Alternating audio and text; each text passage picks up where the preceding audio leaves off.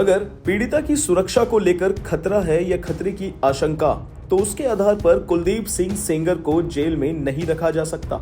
ये मैं नहीं, दिल्ली हाईकोर्ट ने उन्नाव रेप केस पर फैसला सुनाते वक्त ये बात कही। आपको बता दूं कि उन्नाव रेप केस में उम्र कैद की सजा काट रहे भाजपा के पूर्व विधायक कुलदीप सिंह सेंगर को दिल्ली हाईकोर्ट ने बेल दे दी है। जी हाँ, क्या ऐसा सच है कि भारत के अंदर अमीरों और गरीबों के लिए न्याय प्रणाली अलग तरह से काम करती है?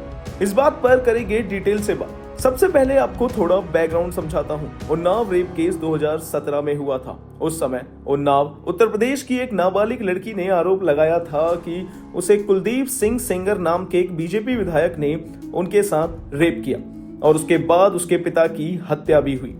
इस मामले ने पूरे देश को झकझोर दिया। कोर्ट ने केस को सीबीआई को सौंप दिया और जांच के बाद सेंगर को दोषी पाया गया।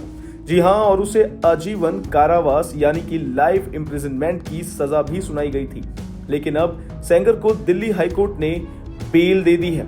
यह फैसला सुनने के बाद पीड़िता बोली, उसके आदमी हमें मार देंगे। अब मेरा सवाल यह है कि देश की बेटियां सुरक्षित कैसे रहेंगी अगर रेप के आरोपियों को बरी कर दिया जाएगा। फैसला सुन हाईकोर्ट के खिलाफ रेप पीड़िता, उसकी मां और एक्टिविस्ट योगिता भयाना इंडिया गेट के सामने धरने पर बैठ गई। आधी रात पुलिस इंडिया गेट पहुंच गई। पुलिस ने उन्हें वहां से हटने के लिए कहा। इस पर नोकझोंक और बहस हुई। आखिरकार तीनों को जबरन इंडिया गेट से हटा दिया गया। अब आपको बताते हैं कि आखिर हाईकोर्ट का फैसला क्या था। जस्टिस सुब्रमण्यम प्रसाद और हरीश वैद्यनाथन शंकर की बेंच ने सेंगर की सजा को अपील पर सुनवाई पूरे होने तक सस्पेंड कर दिया। सेंगर ने सजा के खिलाफ अपील की थी।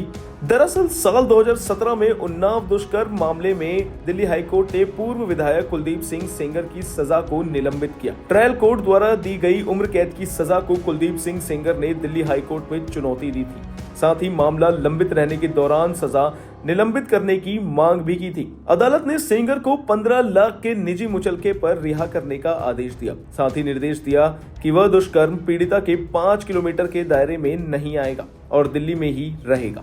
जमानत के दौरान वह पीड़िता को धमकी नहीं देगा और अपना पासपोर्ट ट्रायल कोर्ट में जमा करेगा, जिसका मतलब है कि रेप के आरोपी को जमानत मिली है, रिहाई नहीं।